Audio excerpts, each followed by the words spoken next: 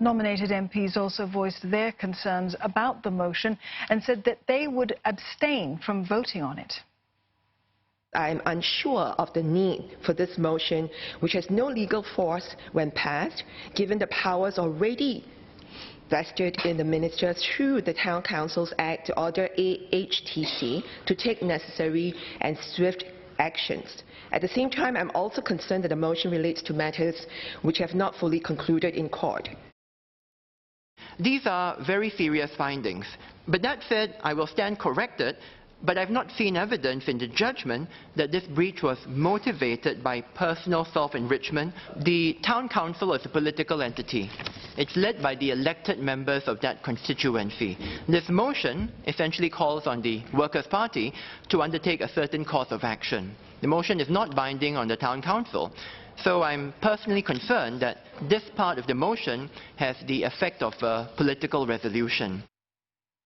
I do not blame the two nominated members of parliament or members of the public if they may perceive this to have partisanship colours. But actually, if you strip it down to its very core, what should fiduciaries do? And in this case, not any fiduciary, one sitting amongst us, held to certain standards by members of the public. What do we have to do?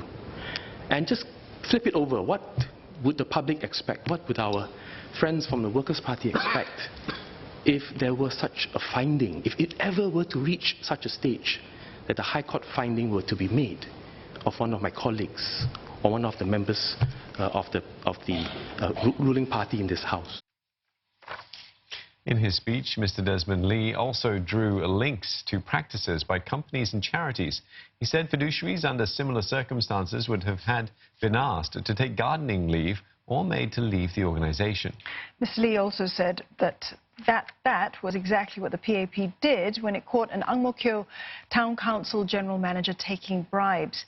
Mr. Lee suggested for the Workers' Party to do the proper thing and let professionals or the other Workers' Party MPs manage the financial affairs of the Town Council pending the appeal.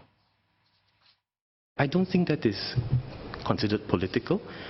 That I think is something that anyone in a company, anyone in an institution, anyone in a society, anyone in an organization will do. And if they see us in this House not even doing that, then what do you think members of the public would think of the standards that we uphold here in this very House?